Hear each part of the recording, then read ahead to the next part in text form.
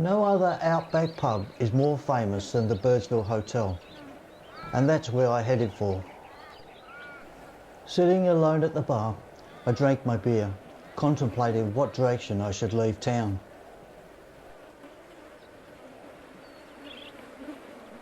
The Channel Country is mostly in Western Queensland.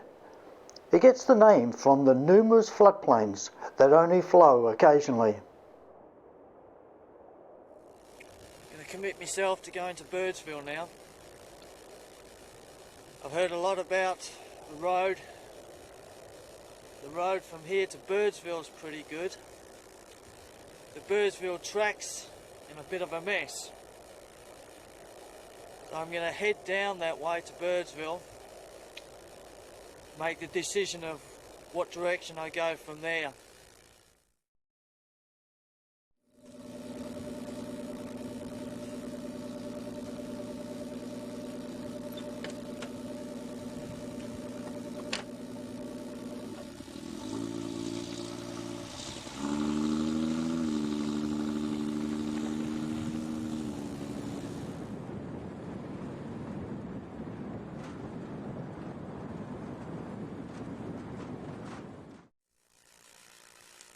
West is the Simpson Desert.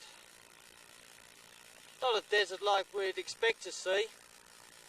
It's pretty green. We've had a fair amount of rain for the last few days. Everything's drying up a lot better now. Goes a long way, the Simpson Desert. What I'm doing now is I'm driving in between the sand dunes here, heading south towards Birdsville,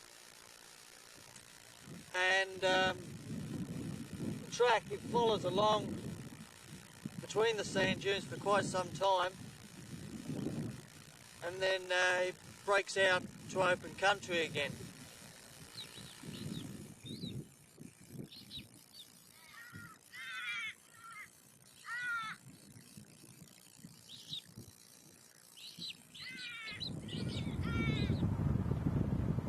There were at least half a dozen wet spots along the track south of Bedourie.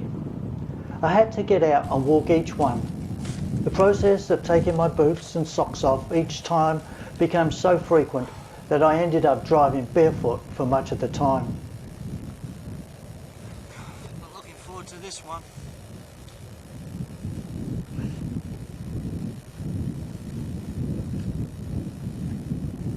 One of the locals was telling me that the best thing to do at these places is water on the road, is stick to the middle of the road. My biggest problem is when there's water in the middle of the road, there's also ruts. I'm just going to check out one little bit now. If the ground was rough on my feet, there was a good chance that it would be safe for the car. If it felt too soft, I'd avoid that section while traversing the area.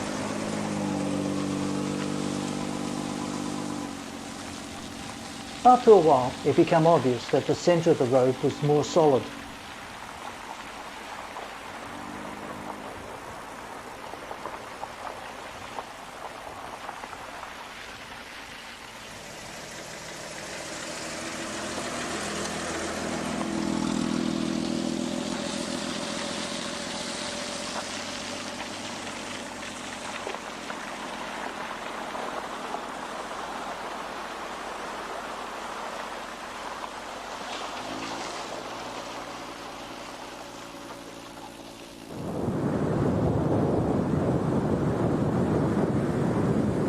Approximately 10 kilometres outside of Birdsville now.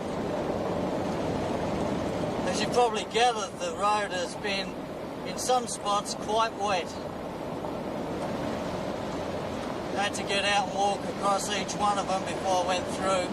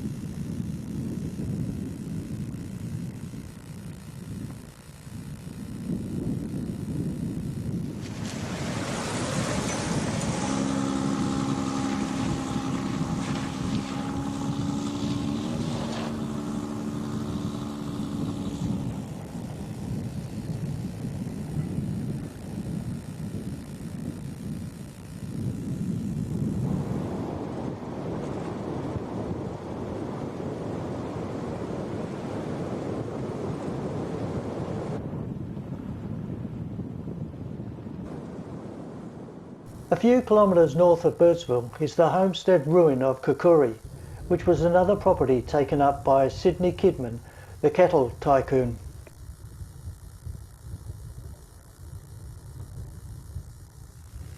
Just have a bit of a walk around and see what's in these old buildings.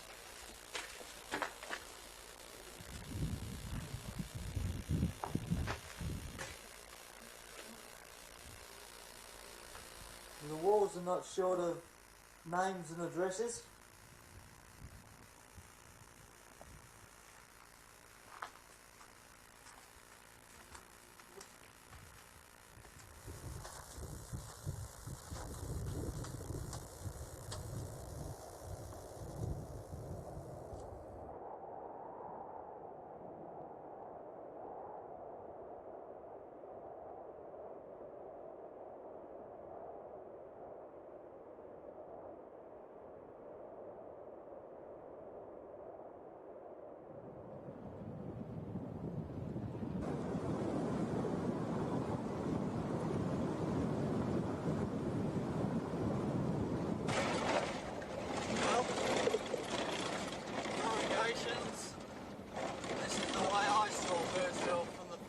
Time.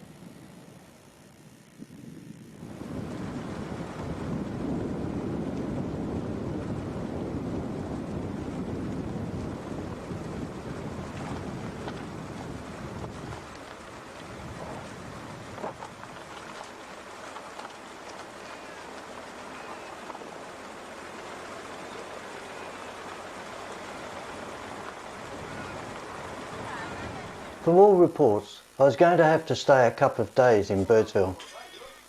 The town's policeman wasn't much help, especially when he saw the car I was driving, abruptly telling me both roads are closed. This is four-wheel drive country, and anybody driving a car like mine is not looked on with very much respect. This sign is very significant at this stage of my trip. There was in fact 3 hotels in Birdsville. The remains of the third one's in the schoolyards.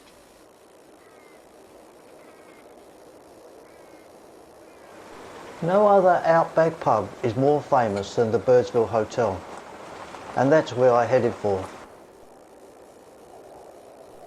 Sitting alone at the bar, I drank my beer, contemplating what direction I should leave town. Once I got to Birdsville, I've discovered that most of the roads are closed to Maree and Windora, so I'm going to be here for a few days before the roads dry out. Finding an area with permanent water allowed cattle to be overlanded from stations in the Gulf of Carpentaria down the Birdsville Track to the markets in Port Augusta.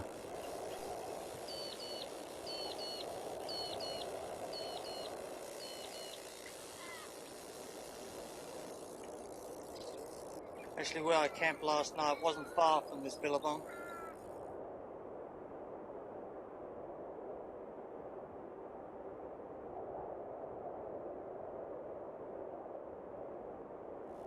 Bird life in this billabong beside the town was probably the reason why Birdsville came to be given that name.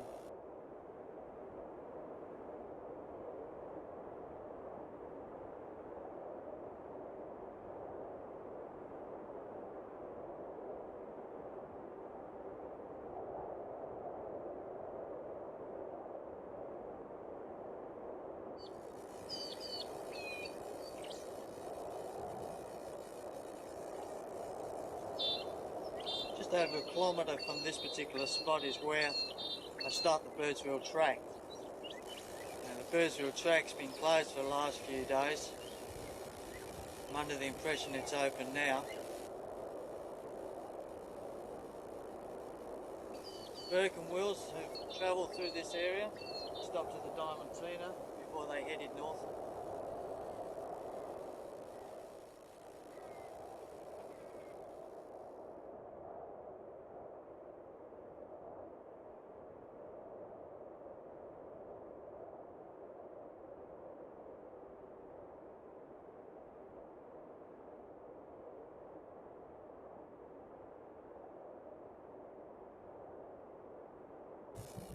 Well, it's been about 4, nearly 5 hours now since I got bogged. Like I'm nearly out. I've just got this little bit here to blooming negotiate. Then I'll be out and I'll give away the Birdsville Track and I'll head back up north.